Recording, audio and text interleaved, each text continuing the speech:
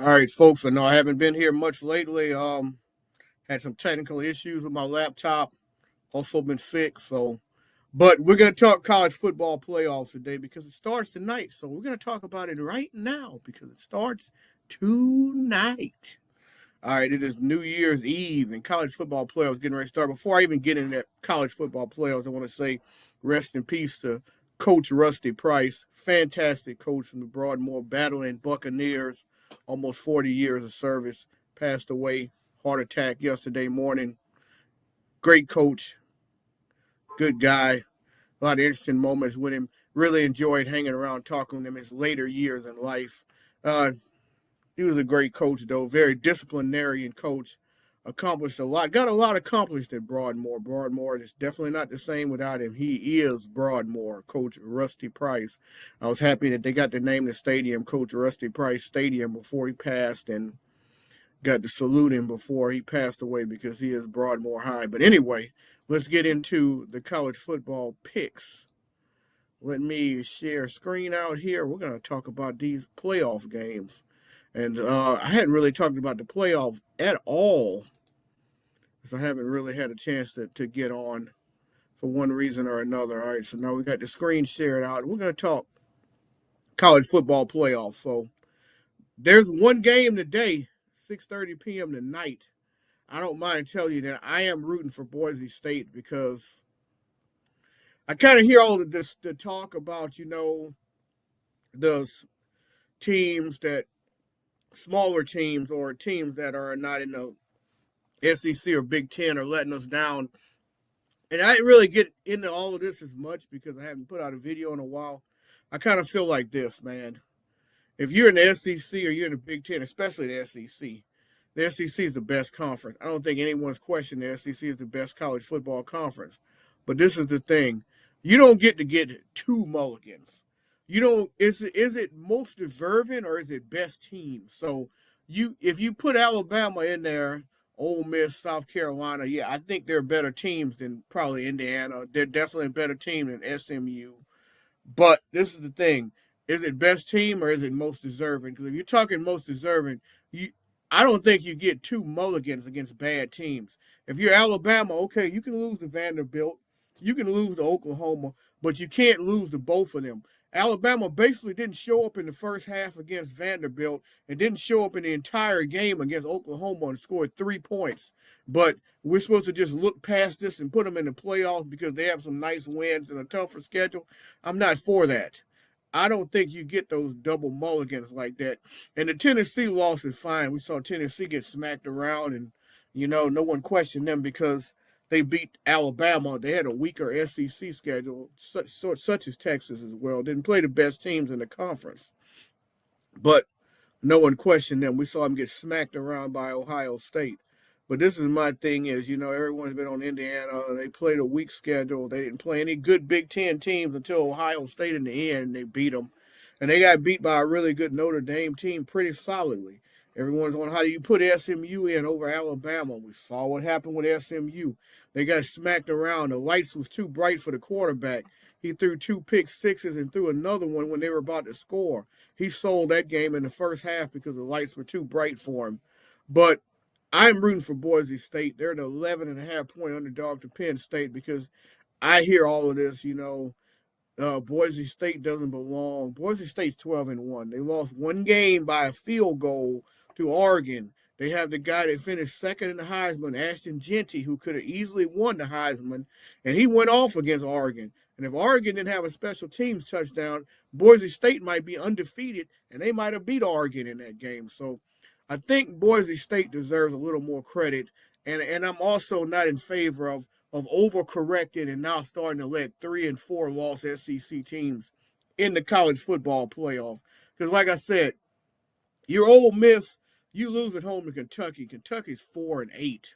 South Carolina lost to Ole Miss in convincing fashion, so you can't put South Carolina in ahead of Ole Miss. South Carolina goes in with the same record as Ole Miss. Ole Miss has to go in. Ole Miss got smacked.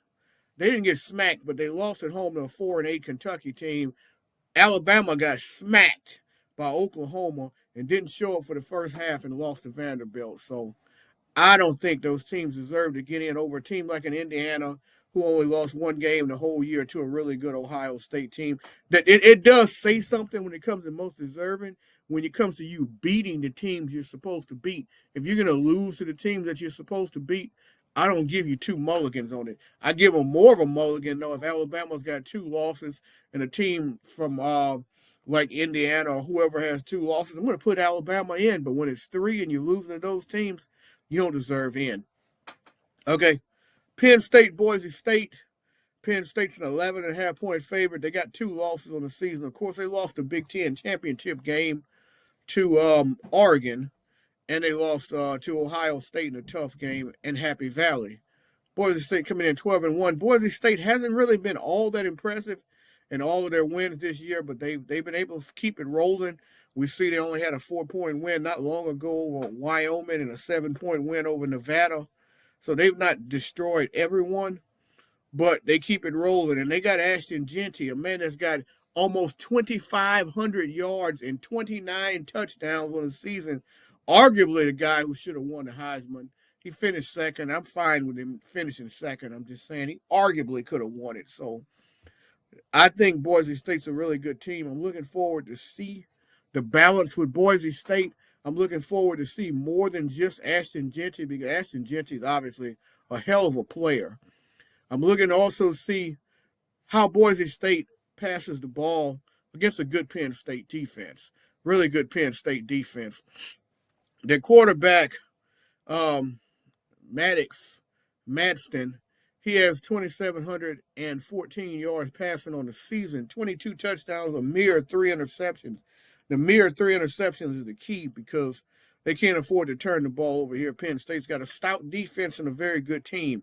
And, I mean, they're going to be focused in on Ashton Genty. Genty's got right at 2,500 yards. A man averaging 7.3 yards a carry and 29 touchdowns. There's going to be a lot of focus on him. But Madston, the quarterback, he has, like I said, 2,700 yards passing, but he also has 224 yards on the ground, so he has some wheels. So, he might take off and run the ball every now and then. He's got 5 touchdowns in the red zone. So it's going to be interesting to see how Boise State's offense plays it tonight against that really good Penn State defense. That is probably the matchup that I'm looking forward to the most in terms of this game. So let's go into Penn State a little bit. See what we're looking at here with the Nittany Lions. So for the Nittany Lions, Drew Allard, he's a really good quarterback. He's got over 3,000 yards passing this year. He's a solid quarterback, 21 touchdowns, 7 interceptions. He's a prospect that you can see in the draft in a year or so. He has a couple running backs. They don't really have one guy that can run the ball. Katron Allen's got 892 yards, and Nicholas Singleton's got 928. So you got two guys that basically are 1,000-yard rushers for Penn State, basically. They got a little more of a stable running back, if you will, than what Boise State has. Got a couple really good receivers as well. Over 1,000 yards for Tyler Warren on the season. So they're more of a balanced attack here. Really good defensively, though. If you look at what Penn State's done this season, give up 37 points to Oregon. Everyone gives up a lot of points to Oregon's offense. Only 10 points to SMU. Look back before that, they only gave up 7 points to Maryland. Minnesota put 25 on them in a little bit of a shootout, a tough game. But you go back, Purdue 10, 6 for Washington. Only 20 points to Ohio State, 13 to Wisconsin. USC put up 30. That game went to overtime, of course. UCLA only 11. Illinois 7. Kent State 0. Bowling Green gave them a tough time early in the year, putting up 27. And then West Virginia only 12 points. So defensively, they've been able to hold a lot of teams in check this year. So their defense against Boise State's offense is the key matchup here. I'll get to my prediction real quick on it. I am going to pick Boise State to pull off the upset. And maybe it's just me because, like I said, I want Boise State to win this game to shut up some of these people that are talking trash about the little guy. But I think Boise State pulls off the upset in a close game here. Boise State's been good all year. I think they've been coasting a little bit against some of the smaller teams that have been really competitive against them. Um, I saw the way they played Oregon. I watched that game. They're a good football team. I like Boise State in the upset here. I think it's close, like 27-24. So we're looking at the three games tomorrow. We'll start off with Texas and Arizona State. Texas is a 13-point favorite over Arizona State. Boy, did Arizona State look good in that game. Cam Scatterboo in that game against Iowa State. Cam Scatterboo ran all over them. The guy's got almost 1,600 yards and 19 touchdowns on the season. Texas has a much better defense, though, especially when it comes to the run game. They're really strong up front. There's some holes in the secondary that you can exploit. Saw that in the last game, the last playoff game with Clemson. You can get them in the secondary, but they're really stout, really good defensive front. The Texas Longhorns. Quinn Ewers to me is always a question mark. I don't think he's as great as we thought coming into the year. He's had his injury issues. Um, could see Arch Manning. You never know. Arch said he's coming back to Texas next year, which means Quinn Ewers is probably not coming back to Texas. But Ewers, nice season though, almost 3,000 yards, especially considering the fact that he missed some games due to injury. 26 touchdowns, 10 interceptions, a little high though. He will turn the ball over, and for Arizona State, I think that's a key. The defense need to force a turnover or two out of Quinn Ewers. That would help them out a lot. They need to get Cam Scatterboo going. The guy's a monster. I would try to get him maybe some passes out the backfield, hit him on a couple of wheel routes, and get him going. Because the defense from Texas, I think, is going to be focused on Cam Scatterboo, not running the ball on him. Texas, 12.5 to 13-point favorite, depending on where you see that point spread at. So expected to win comfortably. I like Arizona State on the point spread, but I like Texas to win the game because I think they're a better team, and I think they'll find a way to win. They'll hold Scatterboo in check enough. Arizona State can keep it close if they don't turn the ball over in bunches. And I like Texas. I'll pick this game at somewhere like 24-14 Texas. So I do think Arizona State will get the point spread. So we move on to the next game, which is at 4 o'clock Central, my time, which would be 5 Eastern. Ohio State Buckeyes and the Oregon Ducks. Now, we heard all of the talk about Ryan Day and will Ryan Day get fired and all of this stuff, the Michigan game. Tell you what, they looked like the best team in the country last week, and they had a great matchup the first time they played Oregon during the season, the Autzen Stadium in Eugene. Oregon won that game by a field goal. That was a fantastic football game. So I expect this to also be a fantastic football game. Ohio State is actually a 1-point favorite over the number one team in the country in this game, which is interesting. Oregon is an underdog, even though Oregon is 13-0. But we do have a such thing as recency bias. And I think a lot of people saw Ohio State just maul Tennessee, and they saw the fire and passion they played with in that game, and they pretty much looked at it and said, hey, you know what?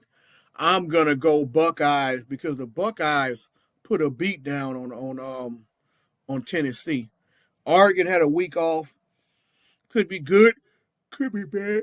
Excuse me. Sometimes that week off puts you in a situation where you come out a little bit flat.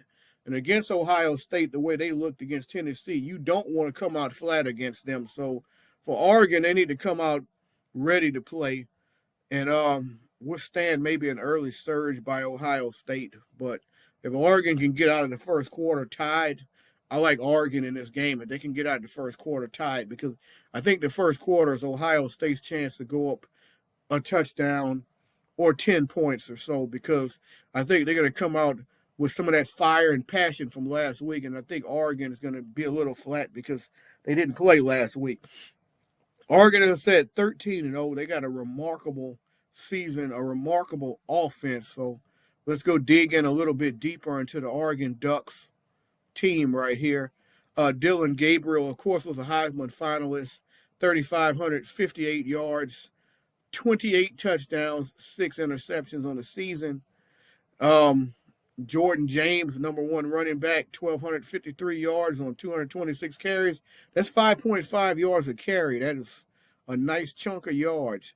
And he's got a guy like Noah Whittington, who's his backup, who also has over 500 yards rushing. We know he can share the load a little bit as well. Quarterback Dylan Gabriel, he's also got 192 yards, so he can run a little bit as well. He does have some wheels. Top receiver, Taz Johnson, 866 yards. So no gaudy numbers from the receivers, but they have four receivers that average over five, that have over 500 total yards, including the tight end Terrence Ferguson. So they spread the ball around pretty well. Jordan James, he can catch the ball at the backfield as well. So there's a lot to be accounted for on that Oregon offense. A lot to look out for. So now we're switching on over to the Buckeyes. We'll see what the Buckeyes working with here. Will Howard looked great last week. 3,171 yards. He didn't look good against Michigan, so we'll see if he can continue to look great like he did a week ago. 29 touchdowns, 9 interceptions. They got Judkins, the running back. He's got 839 yards on the ground, and then they got Trayvon Henderson, the other running back. He's got 831 yards, so you got a two-headed monster in the backfield for the Buckeyes. Your leading receiver is Jeremiah Smith. He's outstanding. He's got over 1,000 yards and 12 touchdowns on the season. And you also got two other guys well over 600 yards as well. So pretty balanced on offense as well. I think this is going to be a really good football game. I think most people do. I'm going to stick with Oregon. They're undefeated on the season. I wanted to see this matchup again in the Big Ten championship. Ohio State easily could pull this one off, but I'm going to stick with Oregon. I would like to see Oregon win this game because I've kind of had a bad taste in my mouth about all of these teams at some point during the year. And I look at Oregon, they're undefeated. If they go out here and just win the whole thing, it'll show, hey, someone was actually the best team in the country. Because to me, most of the season didn't really feel like there was a best team in the country. So for me, I'd like to see Oregon take it. I think it's going to be a really good game. I'm looking at the spread here that's got Ohio State at 2.5-point favorite. I just saw one. So a lot of money coming in on the Buckeyes. I would take Oregon, and I think they win this game by a field goal. Really close. The last game tomorrow night on New Year's Day, the Notre Dame fighting the Irish. This is the Caesar Superdome, the Sugar Bowl in the Caesar Superdome. By the way, the other games in Pasadena and the Rose Bowl. So just so you know, and the Mercedes-Benz Dome. So the Chick-fil-A Bowl is Texas, Arizona State. Because I didn't really mention this in the game tonight, is the Fiesta Bowl in Glendale. So, but back to this game right here, which is the Sugar Bowl in New Orleans between the Notre Dame Fighting Irish and the Georgia Bulldogs. Georgia's a 1.5-point favorite. Carson Beck is not playing in the playoffs. He was kind of shaky anyway, so it might be a good thing that they're going to the freshman Stockton. He looked good in that game. The freshman did. Helped lead them to a come-from-behind victory against Texas. I think Notre Dame's going to win this game. They're a 1.5-point underdog. I really like what I saw from the Irish against Indiana. They've been rolling ever since that inexplicable loss in Northern Illinois. They've really been rolling. I think they got it rolling. I think they're going to win this game. Riley Leonard's looked good. Their defense is fantastic. Jeremiah Love, fantastic running back. Riley Leonard, dual threat, 750 yards running, over almost 2,300 passing. I mean, they've been balanced all year. They don't have a lot of great gaudy stats at receiver, but they've been a really balanced team all year. And I love the way they play on defense. I think the Irish will beat the Georgia Bulldogs here. And Georgia's got a really good stout defense, so this is one of these games where if Georgia's defense can come out, force a turnover here and there, you may have a different result. And Georgia might come out on top. But if Georgia's going to win this game, it's going to be due to the defense. As I said earlier, Gunner Stockton, freshman, He's only thrown for 205 yards all year. Hadn't had many opportunities, but he's going to be out there. Hadn't thrown a touchdown yet, but he did help lead this team to victory in the SEC championship game. So we'll see what he can do on the big stage in the Mercedes-Benz, the Caesar Superdome, not the Mercedes-Benz Superdome. It used to be called that, against a really good Notre Dame team. So just to recap my picks here, I like Boise State tonight to cover and win in a surprise.